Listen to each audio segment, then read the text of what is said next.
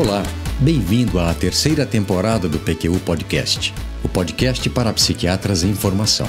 Aqui é evidência com opinião. Eu sou Luiz Alberto Etten e é uma satisfação tê-lo como ouvinte.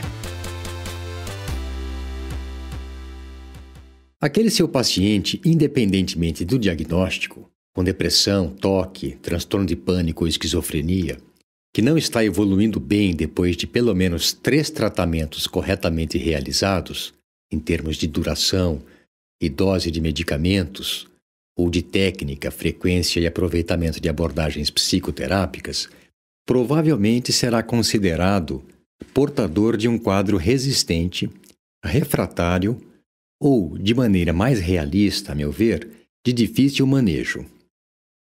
Imagino que em algum momento você deve ter feito ou escutado alguma crítica ao conceito de resistência ou refratariedade, ao seu real significado, às suas implicações clínicas e terapêuticas. Nesse episódio do PQU Podcast, vou compartilhar com você algumas reflexões gerais sobre o tema. Eu convidei o Vinícius para participar desse episódio, pois sei que ele se interessa por questões conceituais que têm implicações na nossa prática clínica. Tudo bem, Vinícius? Obrigado por ter aceito meu convite. Tudo bem, Luiz Alberto. É sempre um prazer participar de um episódio do PQU Podcast com você. Eu é que agradeço o convite para discutir esse tema tão importante para qualquer psiquiatra. Legal. Se você gosta do PQU Podcast, compartilhe o link com seus colegas. Lembre-se de que ele é uma iniciativa nossa, do Vinícius e minha, realizada com recursos próprios e sem qualquer tipo de patrocínio, com o objetivo de divulgar informações, evidências, conceitos e dicas que poderão ser de interesse para o psiquiatra em formação. Nós vamos utilizar o termo resistente como sinônimo de refratário. Inicialmente, tanto um quanto outro foram propostos para os casos que não respondiam bem, que não demonstravam mudanças verificáveis, significativas ou relevantes da sintomatologia em resposta a tratamento farmacológico convencional. Heinz Lehmann, à época chefe do Departamento de Psiquiatria da Universidade McGill, no Canadá, em artigo publicado em 1974, foi o primeiro a utilizar o termo para casos de depressão. Sua definição era curta e grossa. Abre aspas. Um estado depressivo patológico que não respondeu a tratamento medicamentoso sistemático com duração de 2 a 3 meses. Fecha aspas. Nesse mesmo artigo, Lehmann explica que existem diferentes categorias de depressões resistentes. As devidas a tratamento inadequado, as relacionadas a vivências traumáticas, sobreviventes do Holocausto, por exemplo, e que hoje provavelmente seriam considerados pacientes com transtorno de estresse pós-traumático, aquelas associadas à patologia cerebral, as associadas ao alcoolismo, as que acompanhavam problemas de vida insolúveis, como ele denominou, relacionados à idade avançada e solidão, perda de status e doenças terminais, e, finalmente, os quadros depressivos de pacientes que tinham estrutura de personalidade depressiva ou predisposição constitucional para a depressão, que nas classificações atuais seriam chamados distímicos. Quando o assunto é esquizofrenia refratária, a definição de John Kane e colaboradores de 1988 é a mais conhecida, e foi feita para caracterizar os casos em que estaria indicado o uso de clozapina. Abre aspas. Falha terapêutica com 3 antipsicóticos em dose adequada. Fecha aspas. E por dose adequada, entenda-se como aquela equivalente a 400 a 600 mg por dia de clorpromazina. Eu já vou dar palpite aqui, ó. Eu gosto da definição do Lehmann. Tem utilidade prática na clínica, apesar de não explicar ou deixar implícito que o tratamento sistematizado tem que ser adequado em termos de dose e duração. Não gosto da definição do Kane. Como você mesmo já disse aí, Luiz Alberto, é muito mais um critério para indicação do uso de clozapina do que uma definição de refratariedade. Mas desculpe, Luiz Alberto, segue aí o raciocínio. Sem problemas, Vinícius, vamos em frente. Existem também critérios operacionais para definir refratariedade de toque, de transtorno de pânico e de outros transtornos mentais. Os interessados encontrarão as respectivas referências em nosso site www.pqpodcast.com.br, na aba relativa ao episódio.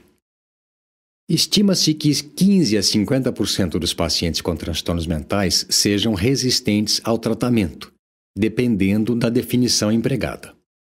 De 15 a 30% dos casos de depressão, 20 a 50% dos casos de esquizofrenia, 30 a 50% dos pacientes com toque e até 50% dos pacientes com transtorno de pânico. Acredita-se que as porcentagens maiores relatadas em alguns estudos se devam ao fato deles não fazerem distinção entre casos verdadeiramente resistentes daqueles que tiveram evolução ruim por conta de tratamento inadequado, subdose e duração inadequada e ou baixa adesão. E aí surge uma primeira questão. É correto chamar de resistente ou refratário o quadro de um paciente que não seguiu corretamente a prescrição, não aderiu ao tratamento e provavelmente por isso não melhorou? E já que lancei um primeiro questionamento, vamos logo a mais um. E quando se trata de transtornos mentais cuja remissão completa e sustentada é raramente obtida com o tratamento, mesmo que otimizado?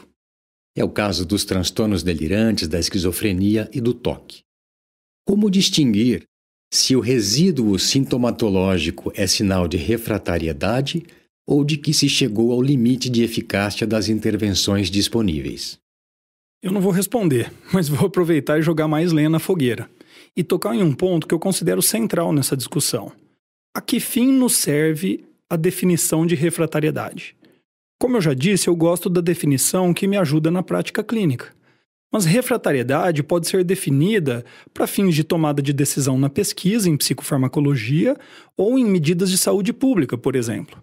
Então eu pergunto, em que medida a extrapolação de um critério operacional de resistência ou refratariedade para a pesquisa psicofarmacológica é útil para a prática clínica? Boa, Vinícius. E talvez até pudéssemos começar com algumas considerações sobre essa sua questão. Você sabe que nos ensaios clínicos avalia-se a resposta ao tratamento pela variação dos scores de escala de avaliação, não é? Sim, praticamente em todos eles é assim que se faz. Pois é, mas um psiquiatra clínico comum como nós, pouco se vale delas para a verificação empírica da evolução da maioria dos casos tratados. Esses instrumentos eles foram desenvolvidos para a pesquisa e investigação clínicas. Aliás, para isso são de extrema utilidade, pois, por seu intermédio, a avaliação sintomatológica dos pacientes foi objetivada, sistematizada, padronizada e validada entre observadores e pesquisadores. Como regra, em cada ensaio clínico, os profissionais que avaliarão os pacientes no decorrer do segmento são treinados na utilização das escalas e discutem como deve ser feita a avaliação de cada um dos seus itens. Além disso, faz-se o que se chama calibração da equipe de avaliadores, medindo-se a confiabilidade das avaliações deles, o quanto elas são concordantes, em sessões de treinamento de aplicação dos instrumentos. Na elaboração de escalas de diagnóstico e avaliação, a simplificação da descrição dos sinais e sintomas de forma que qualquer pessoa possa compreendê-los, permitindo que, então, aquelas com diferentes formações e referenciais teóricos possam utilizá-las. É o que se denomina reducionismo metodológico, que não pode ser confundido ou dar margem a um reducionismo ontológico, a negação da complexidade inerente às coisas como elas são, como se elas pudessem ser tão simplificadas sem perda de substância e de significado. Além disso, é difícil precisar em que medida um profissional conseguirá utilizar-se de uma escala de avaliação desenvolvida por alguém com outra tendência doutrinária e outra formação, sem se deixar contaminar pelas suas próprias crenças e sua vivência clínica. Nem é preciso ir muito longe para entender isso. Um quadro considerado grave por um residente pode ser entendido como moderado por um psiquiatra mais experiente, que já viu muitos mais pacientes. Essa categorização em leve, moderada ou grave é muito dependente da vivência clínica. Agora, imagine essa mesma diferença de interpretação para todos os itens de uma escala de avaliação. Pois é. Agora, se isso é verdadeiro para itens de escala de avaliação, pense na frequência com que isso ocorre na prática clínica. As definições mais modernas de refratariedade, as que são utilizadas em diretrizes e algoritmos formulados por especialistas, em geral incluem número mínimo de tentativas terapêuticas adequadas, em termos de dose e duração, e bem toleradas.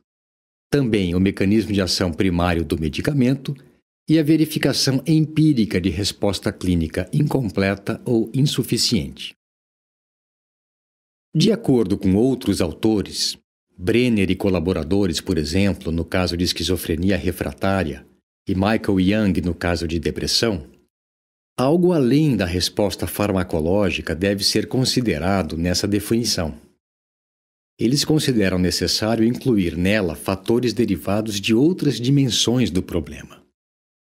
Javier Quinteiro e colaboradores, do Departamento de Psiquiatria e Psicologia Médica da Universidade Complutense de Madrid, em artigo de revisão sobre a evolução do conceito de esquizofrenia resistente ao tratamento, fizeram uma lista descritiva de todos os fatores que, segundo eles, devem ser levados em conta na definição de resistência ao tratamento e que, a meu ver, tem valor epistêmico.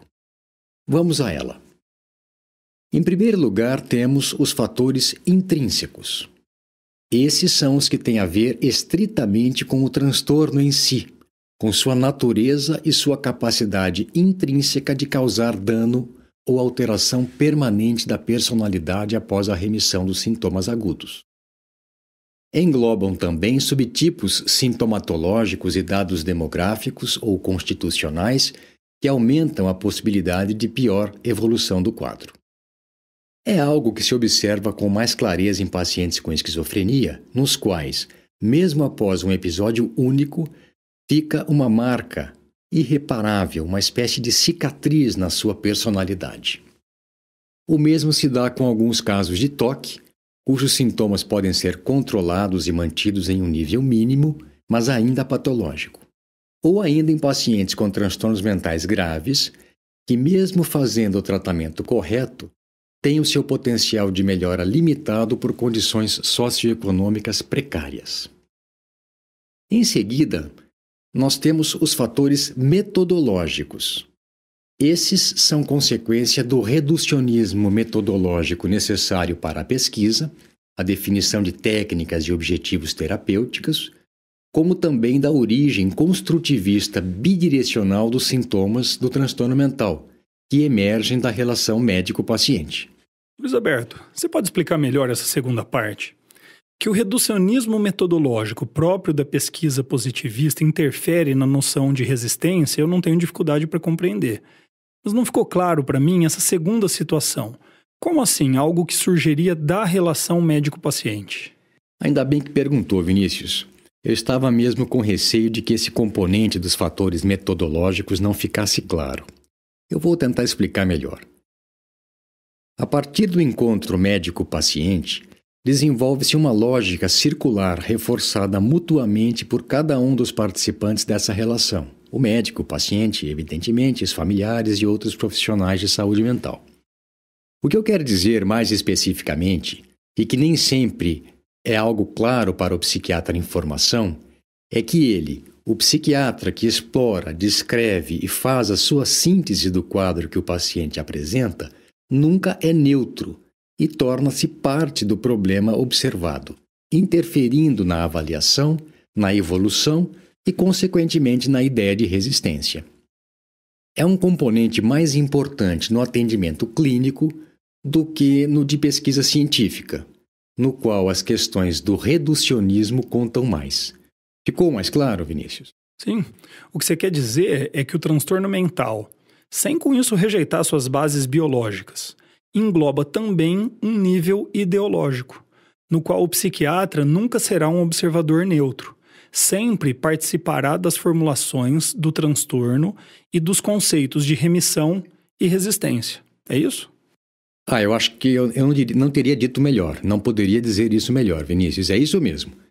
Você, inclusive, tocou nesse ponto no episódio número 8 do PQU Podcast, quando falou das expectativas de médicos e pacientes no tratamento de depressão.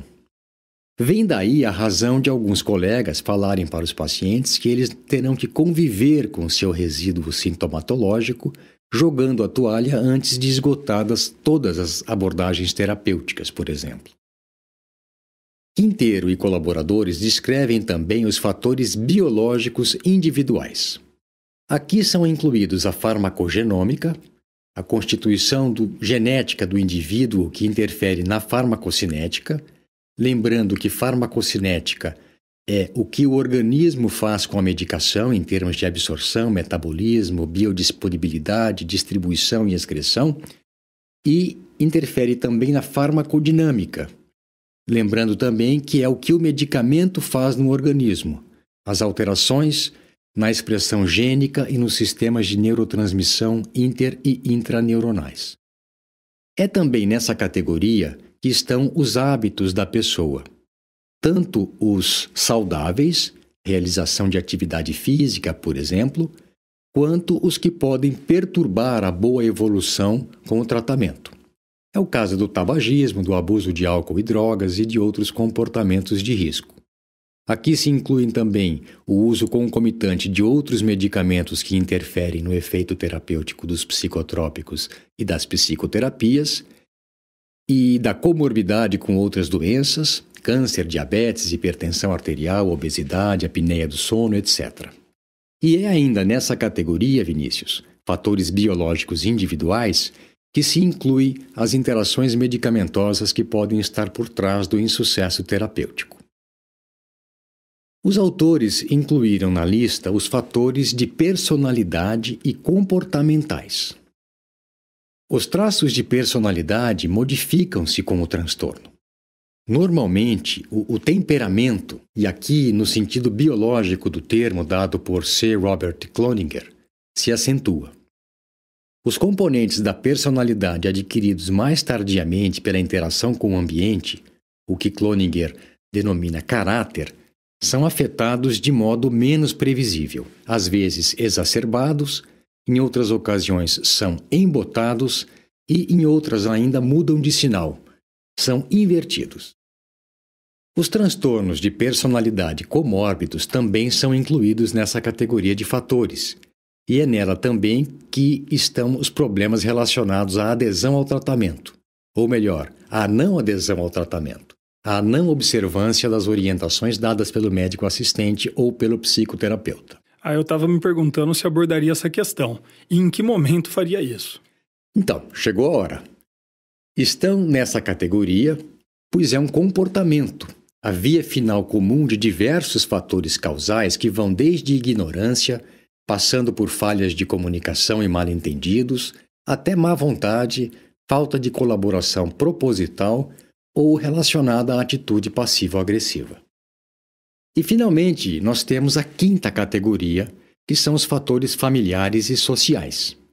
E aqui não se fala de família somente em termos de antecedentes familiares, mas sim também em termos de estrutura e dinâmica familiar. Os fatores sociais incluem demografia, condições socioeconômicas, questões culturais, incluindo as religiosas, e o nível de funcionamento pré-mórbido. Com tudo isso em mente, voltemos à vaca fria, à questão que deu origem a esse episódio do PQU Podcast. Refratário, resistente ou de difícil manejo? Qual acha que seria a denominação mais justa e adequada para aquele caso que não está evoluindo bem, apesar dos esforços terapêuticos? E aí, Vinícius? Não é a primeira vez que falamos dessa questão, hein? Já nos entendemos que, a nosso ver, o mais adequado na prática cotidiana seria chamar esses casos de difíceis.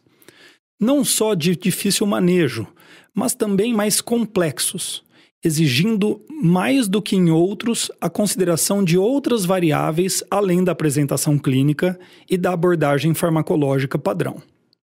Um detalhe importante: dizer ao paciente que seu problema é complexo, multifacetado, de mais difícil manejo e explicar o porquê dessa afirmação claramente implica em responsabilidade compartilhada.